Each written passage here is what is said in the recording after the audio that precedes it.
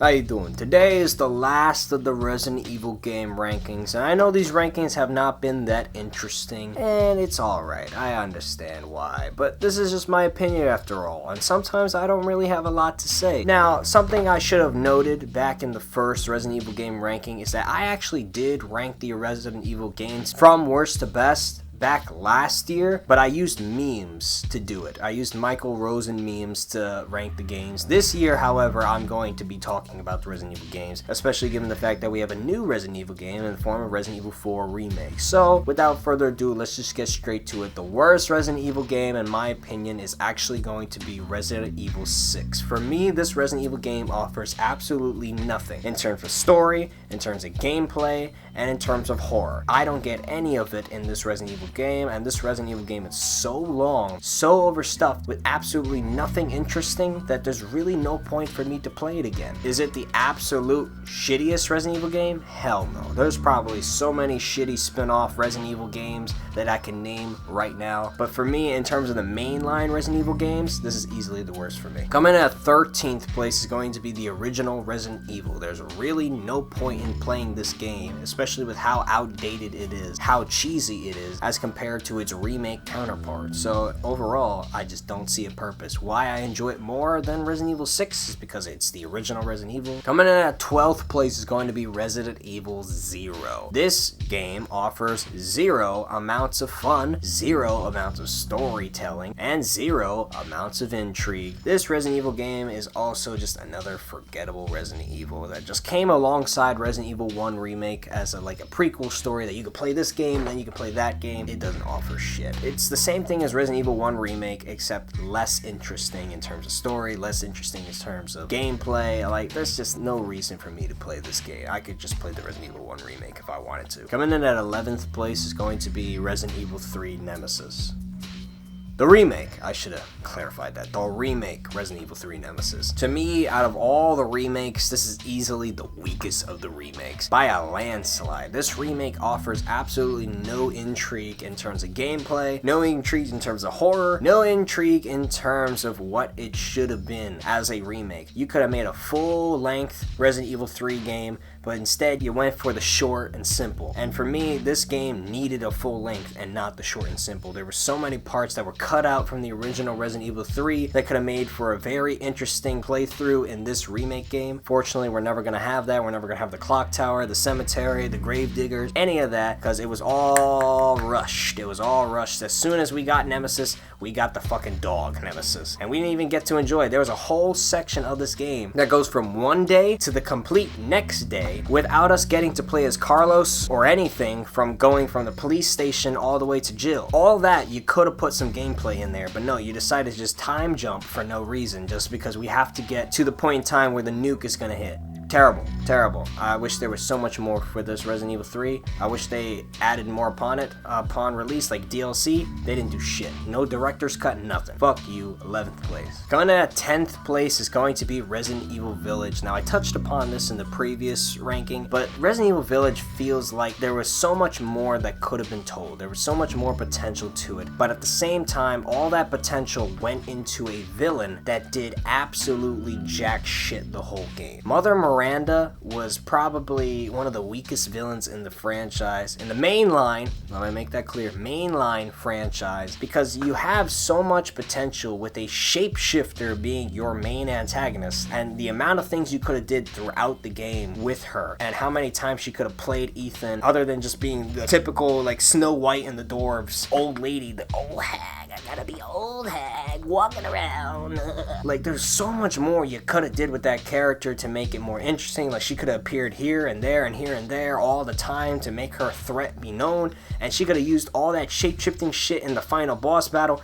Nope, we didn't get shit. We got a weak boss fight, and all the other bosses, which were far more interesting, it feels like we barely got any time with them. So for me, Resident Evil Village always felt complex in the way that there's so much that I enjoyed that it could have been even better if it didn't put so much emphasis on the stuff that I didn't care about. Coming in at 9th place is going to be Resident Evil 5, and this is something I also touched upon, that Resident Evil 5, if you're playing single player, I could give two shits. It's literally just, you're there for Chris versus Wesker. If you're playing co-op, it makes for a fucking fun game. You have to go back and forth with your teammate. You can team up at times. You can do some combos. You can do terrible together. Like, it's just so fun when you're playing 2 players. I wish that they brought co-op back for a future Resident Evil title or one of the remake games, because co-op is so fun. Specifically in this game, Resident Evil 6 could give 2 shits. Coming in at 8th place is going to be the underdog of the franchise, and that is Code Veronica.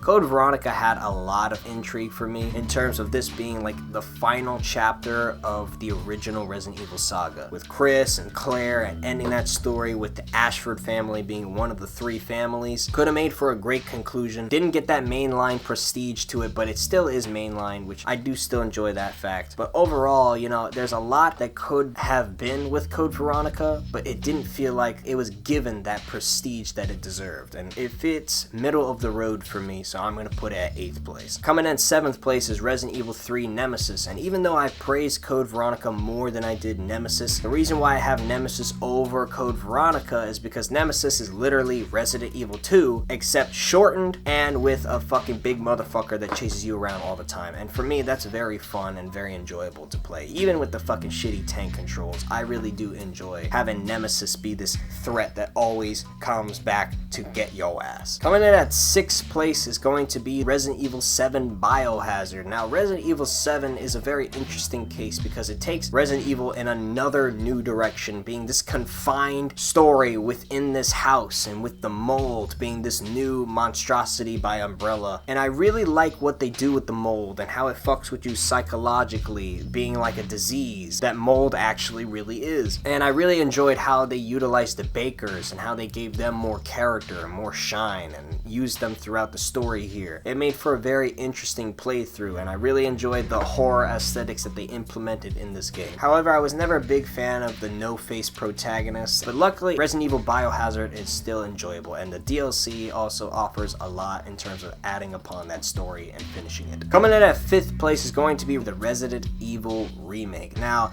I had this a lot higher in my meme ranking, mainly due to the fact that I really enjoyed this as a remake game. I really enjoyed how much it improved upon the original Resident Evil. Unfortunately for me, the tank controls is just really what holds this back from being top 5 for me, because I just don't like the tank controls. Now, I don't know if this is a thing or not, maybe it is, and if it is a thing, then Resident Evil 1 Remake for sure will be a lot higher, but I heard it may be a thing that you can play third person Resident Evil 1 Remake. I don't know if that's a thing, but if it is a thing, motherfucker, I need to get that shit right now. Y'all need to let me know where I can get that shit, because Resident Evil 1 Remake and third person, hell fucking yes, I'll get it right now. Now, if you did your math and your calculations, you'll know that the last 4 games here to rank are both original games and remake games. Now, it just depends on how I'm going to rank those games and what style. Coming in 4th place, I'm gonna have to say, is the original Resident Evil 2. I've said it many times, Resident Evil 2 and what it offered was the best for me. I really enjoyed the simplistic story that got expanded upon throughout the game, and I really enjoyed how they utilized the zombies, the settings, and how much fun it was to go around. And especially the music is probably the biggest credit I can give it, because the music felt so naturally creepy and eerie, and has never been perfected ever since. Like, I have not heard a soundtrack as good as Resident Evil 2's soundtrack in terms of like game wise, and I wish that more soundtracks did Resident Evil 2 type of music, but it is what it is. But for me, what holds this back from the other 3 games is the tank controls. I don't like tank controls, and as much as I love Resident Evil 2 for what it is, I just can't stand the tank controls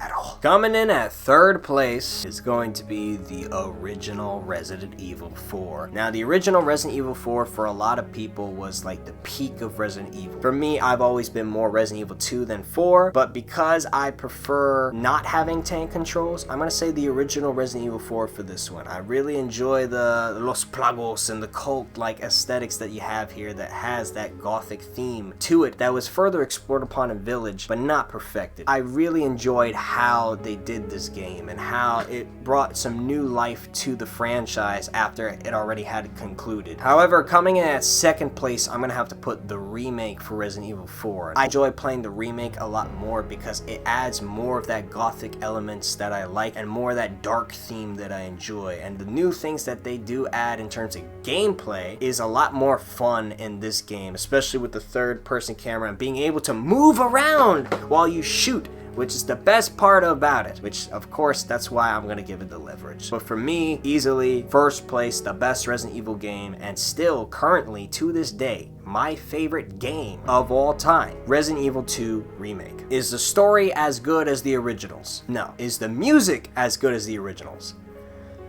Debatable. There's a lot of great tracks in the remake, like anything with Mr. X in it, the music, anything with Claire, beautiful. However, the entire rest of the game, everything else besides the story and besides some of the music tracks, was fucking awesome. I fucking enjoyed this game. I fucking love playing this game, and I'm still pissed off that I can't get platinum because I can't fucking kill 100 zombie motherfuckers. I'm still struggling on that, but I'm so close to getting platinum. But that just shows how much I love this game, because I am not one who collects platinum records in games. You know, I love to do challenges, but I'm not the person that goes around getting platinum in every game, especially Resident Evil game where there's a lot to do and there's a lot of challenges to focus on. Resident Evil 2 is the only one where I just need one thing left and then I got platinum. I just fucking love this game. It's so enjoyable to play. I love how smooth it is. I love how great it feels to move around and to shoot zombies in this game. And I love how no matter where you go, all the enemies are still in the same area that they have been in every time you go back to the rooms and stuff, and you get to see their bodies on the floor. It's just great attention to detail